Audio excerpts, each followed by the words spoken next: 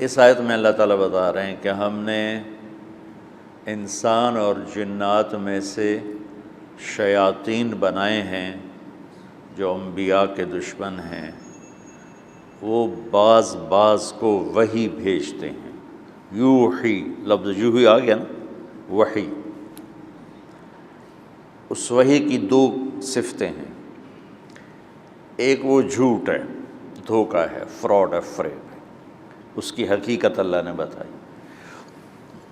دوسرا، اس میں شیطان کا طریقہ کار بتایا کہ شیطان اپنی غلط بات کو بہت خوبصورت پیش کرتا ہے، زخرف القول، اپنی بات کو بڑے سلیقے سے خوبصورت بنا کے۔ دیکھو آج دین حق سے لوگ بھاگے ہوئے ہیں، معذرت کے ساتھ، کہ جو اہل منبر ہیں انہوں نے دین کو اتنے برے طریقے سے پیش کیا ہے کہ لوگ خریدار بننے کی بجائے الٹا بھاگ متنفر ہو گئے، کہ کوئی کارواں سے ٹوٹا، کوئی بدگماں حرم سے، کہ امیر کارواں میں نہیں خوب دل نوازی۔ اللہ تعالیٰ اقبال کی خبر روشن کرے، اس نے سارے خطیبوں کا آپریشن کر کے دے دی۔ کوئی کارواں سے ٹوٹا، کوئی بدگماں حرم سے، کہ امیر کارواں میں نہیں خوب دل نوازی۔ جو دین کو پیش کرنے والے تھے انہوں نے اس کو سجا کے پیش کرنے کی بجائے شدت کے ساتھ پیش کیا۔ تو لوگ، چونکہ میں اس دور سے گزرا ہوا ہوں، میری کالج لائف، ہم جمعہ ہی پڑھتے تھے، کبھی وہ بھی نہیں پڑھتے تھے، تو ہم جمعے کی نماز کے لیے جاتے تھے جب مولانا صاحب کی تقریر کے ختم ہونے میں 1 منٹ باقی ہوتا تھا، کہ ہم کوشش کرتے تھے کہ ہم مسجد میں داخل ہوں تو مولانا صاحب کہیں کہ اب آپ سنتیں ادا فرمائیں، کیونکہ ہم سے سنا ہی نہیں جاتا تھا۔ ڈانٹ ڈپٹ، دوزخ، اور سوائے ڈرانے دھمکانے کے اور اس کے علاوہ بات میں شدت اور سختی اور مجمع کی توہین، یہ عام رخ ہے۔ 5 انگلیاں برابر نہیں ہیں، محبت سے بات کرنے والے بھی موجود رہے ہر دور میں، لیکن آٹے میں نمک کی طرح۔ ہر مکتب فکر نے ایک تو اسلام کی دعوت دینے کی بجائے اپنے مکتب کی دعوت دی،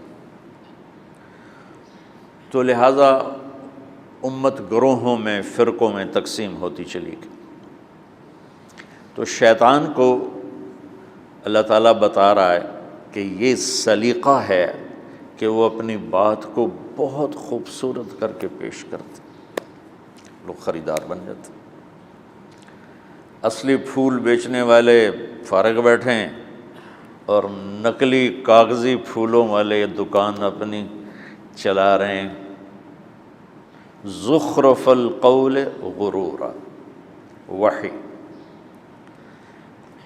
مولانا الیاس صاحب پہلی ہستی ہیں جنہوں نے دین کو نرمی سے دین پیش کیا۔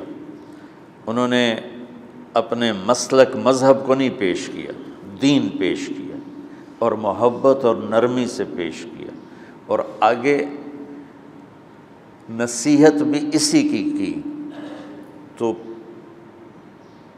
6 بر اعظم میں دعوت کی بات پہنچ گئی، اور تلمبے جیسے ایک دور دراز جگہ کے نامعلوم سے قصبے میں آپ جو تشریف فرما ہیں، اس کے پیچھے جو سبب ہے وہ مولانا الیاس صاحب رحمۃ اللہ علیہ۔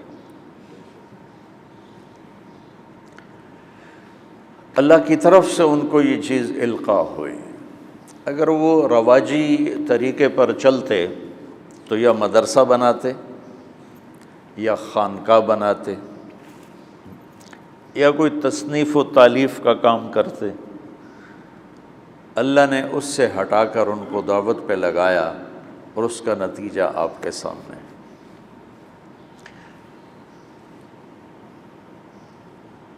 تو حق کیسے پھیلتا ہے؟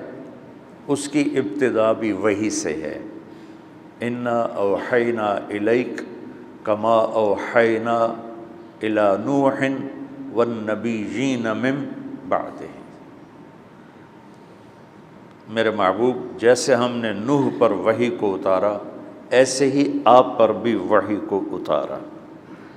تو حق ہو یا باطل ہو، ابتدا دونوں کی وحی سے ہو رہی ہے۔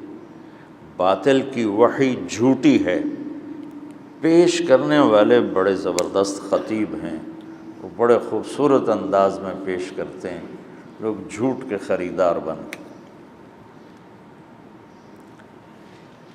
تو حق کی وحی کی کیفیت کیا ہے، باطل کی وحی کیا ہے؟ غرورا، اور حق کی وحی کیا ہے؟ وَبِالْحَقِّ أَنزَلْنَاهُ وَبِالْحَقِّ نَزَلَ وَهُوَ الْحَقُّ مِنْ رَبِّهِمْ ذَلِكُمُ اللَّهُ رَبُّكُمُ الْحَقُّ فَمَاذَا بَعْدَ الْحَقِّ إِلَّا الضَّلَالُ فَأَنَّىٰ تُصْرَفُونَ۔ حق حق حق کو اللہ نے ایسے دھماکے کے ساتھ پھاڑا ہے اور پیش کیا ہے کہ دماغ کی ساری چولیں ہلا دی ہیں۔ حق حق حق، بالحق انزلناہ، ہم تیرے رب کی وحی حق کے ساتھ اتری، بالحق نزل، اور اس میں کوئی چیز داخل نہیں ہوئی، اسی حق کے ساتھ اتر گئی۔ وَهُوَ الْحَقُّ مِنْ رَبِّهِمْ، جس پہ اتری، یہ ہوا ضمیر کا مرجع اللہ کے نبی ہیں، ہوا ضمیر کا مرجع اللہ کے نبی ہیں، جس پر اتری وہ بھی حق ہیں۔ اتارنے والا جو ہے وہ ذالکم اللہ ربکم الحق، وہ بھی حق ہے۔ فماذا بعد الحق الا الضلال، اتنے واضح حق کو چھوڑنے کے بعد پھر گمراہی کے سوا کیا بچے گا؟ میری بات سمجھ میں آ رہی؟ آپ چلے پہ جا رہے ہیں، میں چاہتا ہوں آپ بصیرت کے ساتھ جائیں۔ ناگواری فطری چیز ہے، جی چاہے گا گھر جاؤں، اس پر کوئی پابندی نہیں، اسی پر تو اجر ہے، لیکن آپ بوجھل دماغ سے جائیں اور پریشر میں جائیں، یہ مجھے پسند نہیں۔ میں چاہتا ہوں آپ شرح صدر کے ساتھ جائیں۔ اس لیے مولانا الیاس صاحب فرمایا کرتے تھے رحمۃ اللہ علیہ کہ میری وجہ سے تبلیغ کا کام نہ کرو، ورنہ جب میں مر جاؤں گا تو چھوڑ دو گے۔ تم قرآن کی نصوص اور احادیث میں خود غور کر کے ذمہ داری سمجھو اور کرو۔